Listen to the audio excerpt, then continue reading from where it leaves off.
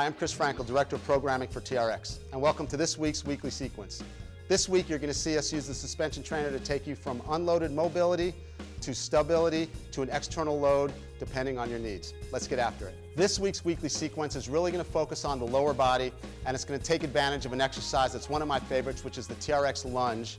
And just like we did with the chest press, we're going to give you a way to load up some mobility and sequencing before you go into the lunge to get the most out of the lunge. So this first move is something that we borrowed from FMS, the functional movement screen, one of the correctives, which is the leg lowering progression, and we've added a little bit more strength on top of it. So the first thing I want to point out is you're going to see Christine does not have a mobility restriction here. A lot of times when we put people with limited range of motion in their hips or hamstrings, they're not going to be able to get to the angles that Christine starts out with here. But once you've identified that there's not a mobility issue here, which you'll see shortly, now you know that you can start loading up that pattern with a little bit more resistance, and that's where we're going to bring in some external load. So the first thing you're going to do is adjust the suspension trainer into single handle mode, which we've already done, and you're going to adjust it so the bottom of the foot cradle hits you about mid-calf, which we've already done for Christine as well. The next thing we're going to do is we're going to load just one foot in, and we're going to take your left foot, put it in here, and now what we're going to have her do is we're going to have her slide forward, working herself forward so that when she's laying down with her right leg straight, she feels a little bit of a stretch in this suspended leg up in the air. And now you get to see that she's going to go all the way out to Pacific Avenue before she feels it. There we go. We just want her to feel a little bit of tension in here. Now typically what you would do if you didn't have access to something like this, you'd use a doorway. But we're going to show you how using this is going to be advantageous to a doorway. So right here you feel a little bit of stretch into that left hamstring. What I'm going to do is I'm going to adjust so this toe is straight up here. Good. I want you to feel like your core is already engaged. And now all I want you to do is bring that right leg up nice and easy so it's even with that left leg. Hold there just for a second, core stays engaged, lower it slowly back down to the ground, all the way down. Let it rest on the ground, all the way. Re-engage that core first, then lift the leg up, and I want you to do about 2 or 3 more reps. What you're gonna see for people that are working with running, with swimming, with cycling, or almost any type of gait pattern, is you're gonna start to get that core used to the legs working independently in this scissor action. Once again, if you can only walk yourself out to about half as high as Christine has this leg up, that's fine. The idea is to get into this leg lowering pattern where one leg comes up one more time, nice and even, down under control. And after you do about 10 reps, what you would do then is slide yourself out a little bit more to see if you created just a little bit more range of motion.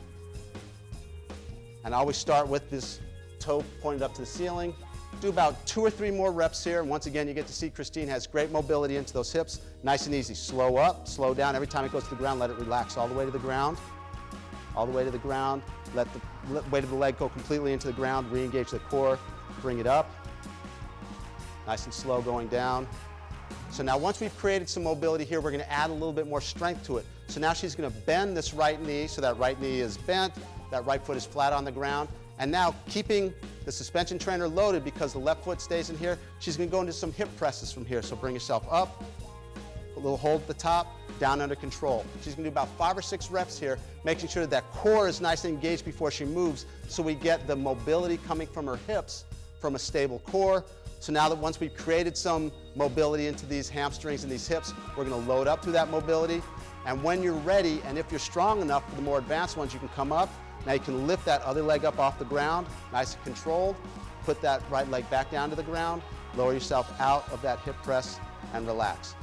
So now go ahead and bring yourself up. We're going to go to a lunge. So what we did is we took that leg lowering progression, we created some mobility with it, and now taken some of that mobility and added some strength on top of it.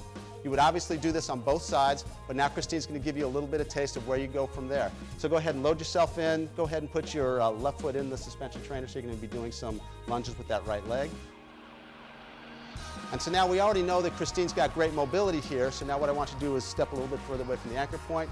We're going to give her a little bit more of a challenge here by having her start with her hands up over her head, squeeze them together, feel that core turn on, and now she's going to go through a TRX lunge, going down, trying to keep that front shin at a vertical shin angle, reaching yourself back and coming through.